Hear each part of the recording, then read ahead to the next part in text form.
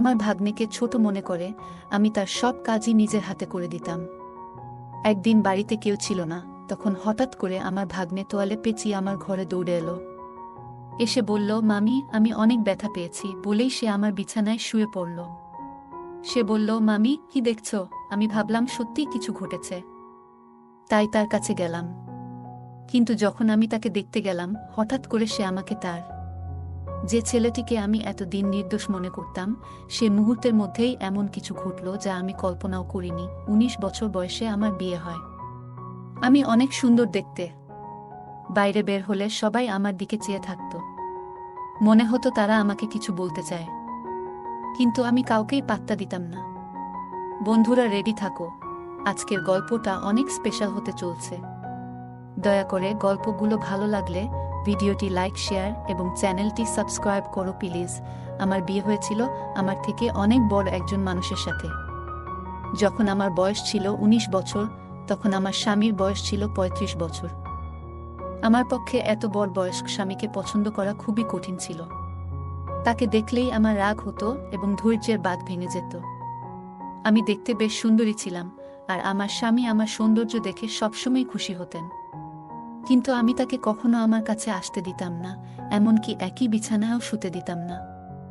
ধীরে ধীরে আমার মধ্যেও জীবনে একজন মানুষের প্রয়োজন অনুভূত হতে লাগলো, কিন্তু কোনোভাবেই আমি আমার সেই বয়স্ক স্বামীর কাছাকাছি যেতে পারতাম না। আমার একাকী জীবন কাটছিল। এমন সময়ে হঠাৎ করে আমার নন্দের ছেলে, অর্থাৎ আমার ভাগ্নে আমাদের বাড়িতে এলো। তার নাম ছিল কুনাল। আমি কুনালকে প্রথমবারের মতো দেখছিলাম, কারণ সে আমাদের বিয়েতেও আসতে পারেনি। সেই সময়ে সে হোস্টেলে ছিল এবং তার পরীক্ষা চলছিল। বাড়িতে আসার পর কুনাল পরিবারের সবার সাথে কুশল বিনিময় করছিল।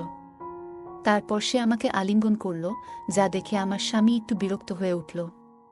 পরিস্থিতি স্বাভাবিক করতে আমি কুনালকে জিজ্ঞাসা করলাম, কুনাল, হঠাৎ করে বাড়িতে আসার সুযোগ কিভাবে পেলি?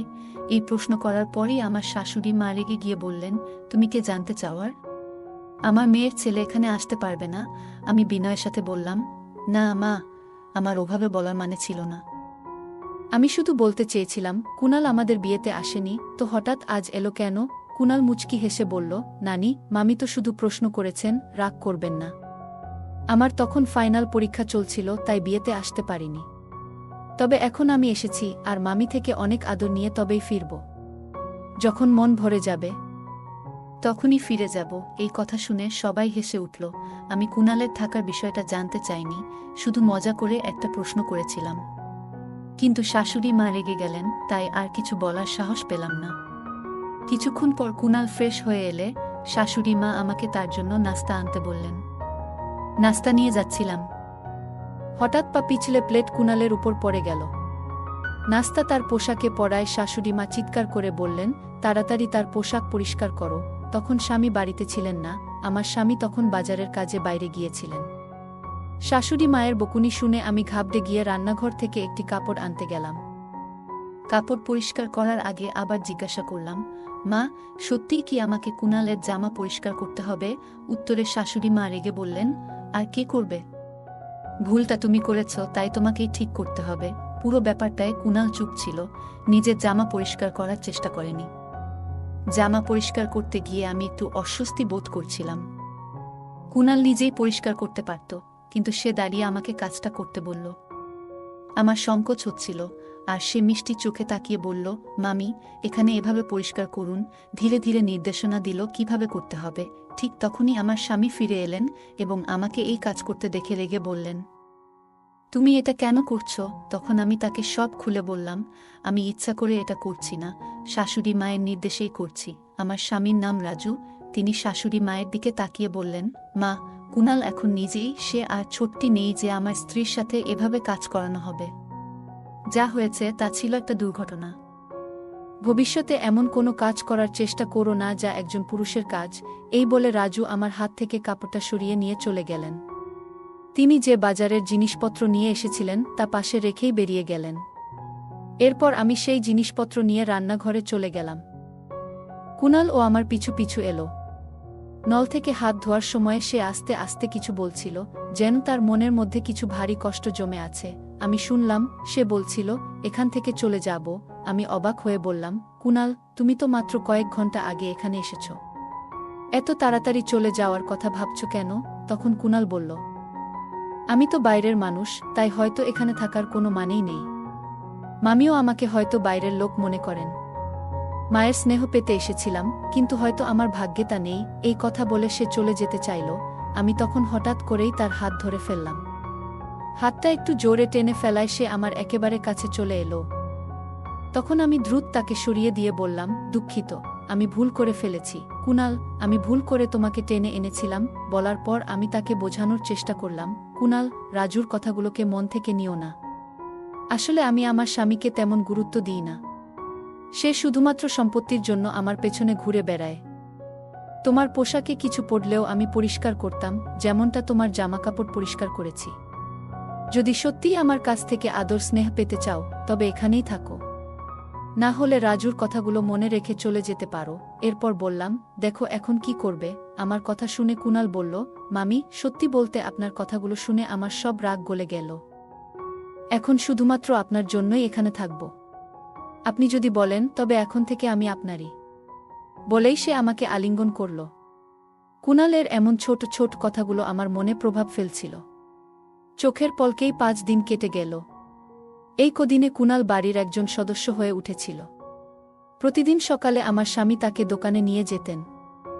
রাজুর একটি ছোট দোকান ছিল, আর কুনালকে একঘেয়েমি থেকে বাঁচাতে তাকে সঙ্গ নিতেন। কুনাল আসার পর বাড়ির কাজের চাপ বেড়ে গেল। শাশুড়ি মা সারাদিন মন্দিরে থাকায় বাড়ির কাজে সহায়তা করতেন না, আর স্বামীর আয়ও ছিল কম, তাই কাজের লোক রাখা সম্ভব ছিল না। একদিন আমি রাজুকে বললাম, রাজু, এত কাজ আর পারছি না। বাড়িতে এখন আরও একজন সদস্য, কিন্তু শাশুড়ি মা কোনো সাহায্য করছেন না। আমাদের কথোপকথন শাশুড়ি মা শুনে ফেললেন। রেগে ঘরে ঢুকে বললেন, এই বয়সে তুমি আমার কাছ থেকে কাজ করাতে চাও? আর স্বামীর কানেও কথা ঢালছ? এরপর তর্ক শুরু হলো। রাজু এসে বলল, দুজনেই চুপ করো। মা আর আগের মতো কাজ করতে পারেন না, আর আমি কাজের লোক রাখতে পারবো না, যার জন্য বাড়ির কাজ বেড়েছে। সেই সাহায্য করবে। তারপর রাজু কুনালের দিকে তাকিয়ে বলল, কুনাল, তুমি দোকানে যাবে না, বাড়িতে থেকে মামির কাজে সাহায্য করবে। স্বামী তার দায়িত্ব থেকে মুক্তি পেতে নিজের ছোট ভাইপোকে আমার সাথে বাড়িতে একা রাখার সিদ্ধান্ত নিয়েছিল। আমি কিছু না বলেই তার এই সিদ্ধান্ত মেনে নিলাম। পরের দিন থেকে কুনাল বাড়িতে থেকে আমার সাথে কাজ করা শুরু করল। সকালে ঘরের কাজের সময় সে আমাকে সাহায্য করত। নাশতার পর শাশুড়ি মা মন্দিরে চলে যেতেন আর রাজু দোকানে বেরিয়ে যেতেন। তাদের যাওয়ার পর আমি নাশতা করতাম এবং কুনাল আমার সাথে বসে খেত। কুনালের কিছু আচরণ আস্তে আস্তে আমার নজরে আসতে শুরু করেছিল। যখন শাশুড়ি মা ও রাজু বাড়িতে থাকতেন, তখন সে দূরত্ব বজায় রেখে কাজ করত। কিন্তু যেই তারা বেরিয়ে যেতেন, কুনাল আমার অনেক কাছাকাছি চলে আসত। তবে ভালো দিক ছিল যে শাশুড়ি মা যে কোনো সময় বাড়ি ফিরে আসতেন, আর এই ভয়ে কুনাল কিছুটা সতর্ক থাকত। সকালের দিকে যখন শাশুড়ি মা ও রাজু বাইরে যেতেন, তখন কুনাল মাঝে মাঝে আমার কাছে তার ব্যক্তিগত কাজের জন্য বলতো। যেমন সে যখন গোসল করতে যেত, আমাকে বলতো তার কাপড় বিছানায় গুছিয়ে রাখতে। তার সাহস এতটাই বেড়ে গিয়েছিল যে একদিন সে আমাকে বলল, মামি, আজ তুমি শাড়ি পরে আসো, শাড়িতে তোমাকে অনেক সুন্দর লাগে। আমি এইসব বিষয়গুলো উপেক্ষা করছিলাম, কিন্তু তার আচরণ ক্রমশ বাড়ছিল। একবার সে বলল, মামি, গোসলের জন্য বালতিতে জল ভরে দাও। সেদিন আমি রান্নার জন্য সবজি নিয়ে বেশ বিরক্ত ছিলাম, তাই গোসলের জন্য খুব গরম পানি ভরে রেখেছিলাম।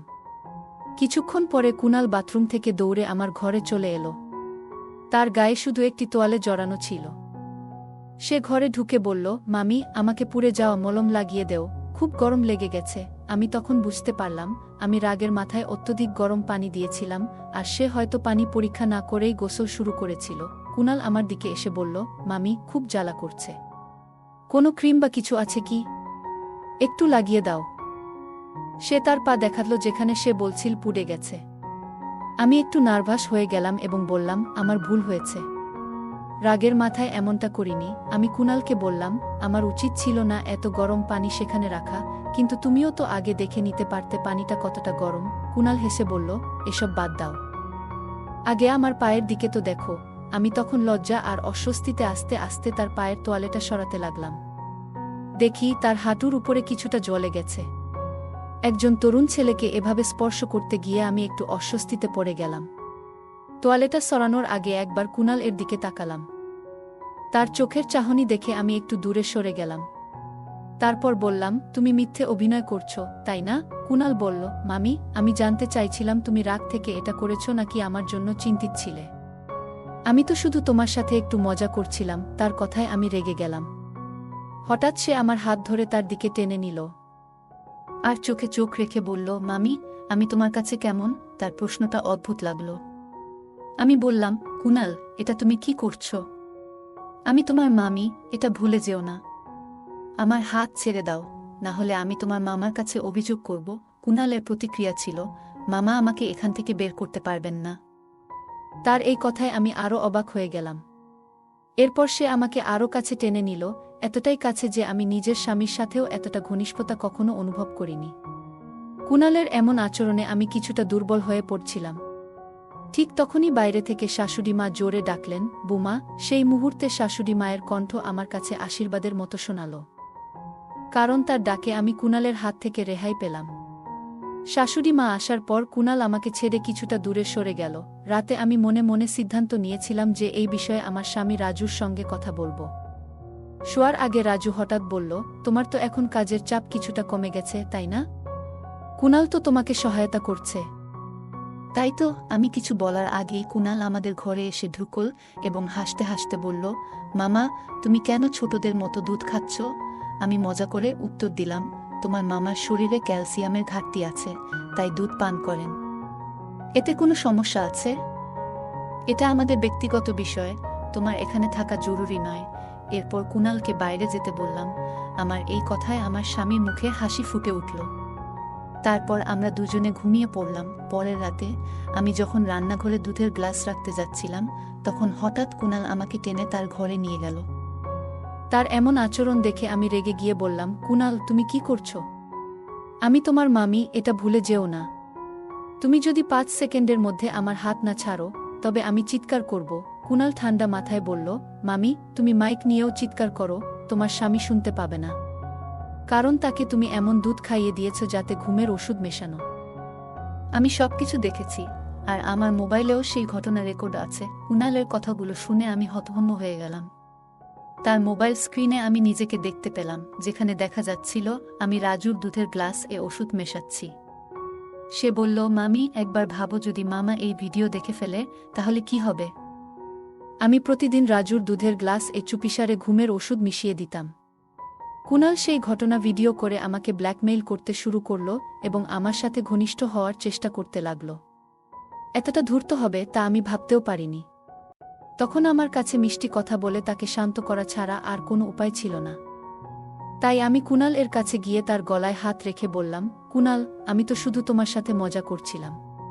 তুমি যখন থেকে এখানে এসেছো, তখন থেকেই তুমি আমার খুব কাছের মানুষ হয়ে গেছো, কিন্তু আমি বলতে পারিনি।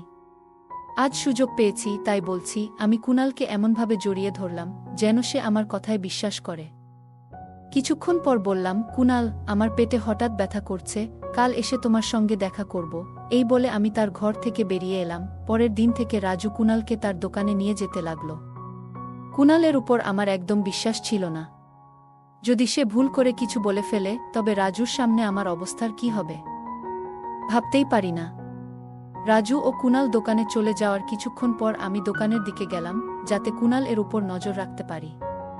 দোকানে ঢুকে দেখলাম সেখানে কেউ নেই। হঠাৎ সেখানে একটা গোপন ঘর দেখতে পেলাম, যা আমি আগে কখনো দেখিনি। আমি ভিতরে যেতে পারলাম না, কিন্তু সেখানে কারো কথা শোনা যাচ্ছিল। দরজার বাইরে কান পেতে শুনতে লাগলাম। রাজু কুনালকে বলছিল, তুমি কবে এটির চিকিৎসা শেষ করবে? যত তাড়াতাড়ি সম্ভব কাজটা শেষ করে তোমার টাকা নিয়ে এখান থেকে চলে যাও। কোনো মেয়ে আমার স্বামী কাকে এত ভালোবাসে? কিছুই বুঝতে পারছিলাম না। এর মধ্যেই কুনাল বলল, তুমি আমাকে এই মেয়েটার চেহারা দেখাচ্ছ না কেন? একে? কিন্তু রাজু তাকে চুপ থাকতে বলল। আমার সন্দেহ ছিল না যে কুনাল আমার সম্পর্কে কিছু বলেনি। হঠাৎ তাদের বেরিয়ে আসার শব্দ শুনে আমি দ্রুত দোকান থেকে বেরিয়ে বাসায় ফিরে এলাম। তারপর ঠিক করলাম, আজ রাতে রাজুকে ঘুমের ওষুধ না দিয়ে কুনাল এর ঘরে যাব এবং কুনাল এর বিরুদ্ধে মিথ্যে অভিযোগ তুলে রাজুর সামনে তাকে একেবারে ফাঁসিয়ে দেব, যাতে সে কুনালকে চিরদিনের জন্য বাড়ি থেকে বের করে দেয়। সন্ধ্যায় যখন রাজু বাড়ি ফিরল, আমি তাকে শাশুড়ির ঘরে যেতে দেখলাম। তার মুখে চিন্তার ছাপ ছিল। সে ঘরে ঢোকার পর আমি দরজার পাশে কান পেতে দাঁড়ালাম। রাজু শাশুড়িকে বলছিল, মা, তুমি সারাদিন এত ফোন কেন করছিলে? এমন কি ঘটেছে? শাশুড়ি বললেন, এটা ভূমিকম্পের মতোই বড় একটা ঘটনা। তোমার বিয়ের 1 মাস হতে চলল, এখনো কোনো সুখবর পাওয়া যাচ্ছে না। তুমি কি ঠিক আছো নাকি? সন্ধ্যার পর শাশুড়ি আমাকে কিছু বলতে যাচ্ছিলেন, হঠাৎ পেছন থেকে কুনাল ডেকে উঠল, মামি। কুনালের কথা শুনে শাশুড়ি চুপ হয়ে গেলেন। তার মনে হয়েছিল যে আমি বাইরে আছি। আমি তার কথার প্রতিক্রিয়া না দেখিয়ে সরাসরি রান্নাঘরের দিকে চলে গেলাম। রাতে পরিকল্পনা মতো যখন রাজু ঘুমিয়ে পড়ল, আমি কুনালের ঘরের দিকে গেলাম।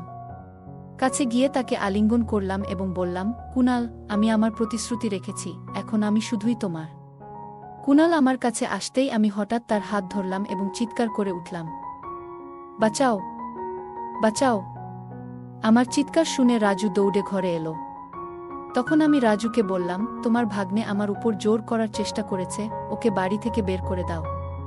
রাজু আমার দিকে রাগান্বিত হয়ে চড় মারল এবং বলল, কুনাল আমাকে সবকিছু দুপুরেই বলে দিয়েছিল। আমি জানতাম তুমি আমাকে ঘুমের ওষুধ খাওয়াচ্ছিলে। এখন কুনাল আর আমি দুজনেই তোমাকে শাস্তি দেব। ঠিক সেই মুহূর্তে বাহিরে পুলিশের গাড়ির আওয়াজ শুনতে পেলাম। পুলিশ কয়েক মিনিটের মধ্যে ঘরে ঢুকল। আসলে আমি অনেক আগেই সন্দেহ করেছিলাম কুনালের উপর। সেই সন্ধ্যায় শাশুড়ি আর রাজুর কথাবার্তা শুনে আরও সন্দেহ বেড়ে গিয়েছিল। আমি বুঝতে পারছিলাম না কেন তারা আমাকে দ্রুত গর্ভবতী করতে চায়। তখনই বুঝলাম আমার জীবনের ঝুঁকি রয়েছে। আমি এর আগেই পুলিশের কাছে সবকিছু জানিয়ে দিয়েছিলাম। পুলিশ কুনাল, রাজু এবং শাশুড়িকে গ্রেপ্তার করল। আমি তাদের সাথে আমাদের দোকানে গেলাম। দোকানে পৌঁছে আমরা তদন্ত শুরু করলাম এবং দেখলাম একটি মেয়ে ঘুমিয়ে রয়েছে, তার মুখ পুরোপুরি ঢেকে দেওয়া। যখন আমরা তার গা থেকে কম্বল সরালাম, তখনই আমার মাথা ঘুরে গেল। কারণ সে আর কেউ নয়, আমার নিজের বোন। চিকিৎসক জানালেন সে গভীর কোমায় রয়েছে। রাজু আমার বোনের স্বামী ছিল। বিয়ের কিছুদিন পরই সে অভিযোগ করেছিল আমার বোন পালিয়ে গেছে। এতে পরিবারে বিশাল অশান্তি শুরু হয়। মানসম্মান বাঁচাতে রাজু বাবাকে আমাকে বিয়ে করতে বলে এবং বাধ্য হয়ে আমাকে বিয়ে করতে হয়। পুলিশের বয়ানে জানা গেল শাশুড়ি আমার বোনের উপর অত্যাচার করে বাবার সম্পত্তি দখল করতে চেয়েছিল। বোন নিজেকে রক্ষা করতে জানায় সে আসল মেয়ে নয়, সম্পত্তি আমার নামে। কিন্তু রাজুর অত্যাচারে সে কোমায় চলে যায়। রাজুর আসল উদ্দেশ্য ছিল আমার বাবার সম্পত্তি দখল করা। তার পরিকল্পনা ছিল আমার সঙ্গে বিয়ে করে আমাকে গর্ভবতী করা, যাতে আমি কিছুই করতে না পারি। এরপর আমার বাবার সম্পত্তি দখল করা সহজ হবে। এদিকে কুনাল, যে গ্রামের একজন সাধারণ ডাক্তার ছিল, তাকে বড় অঙ্কের টাকার লোভ দেখিয়ে আমার বোনের চিকিৎসার জন্য ডাকা হয়েছিল। শেষ পর্যন্ত পুলিশ ও আদালতের মাধ্যমে সেই 3 অপরাধীকে যাবজ্জীবন কারাদণ্ড দেওয়া হয়েছিল। আমার বাবা ভেবেছিলেন রাজু একজন সৎ এবং সরল মানুষ।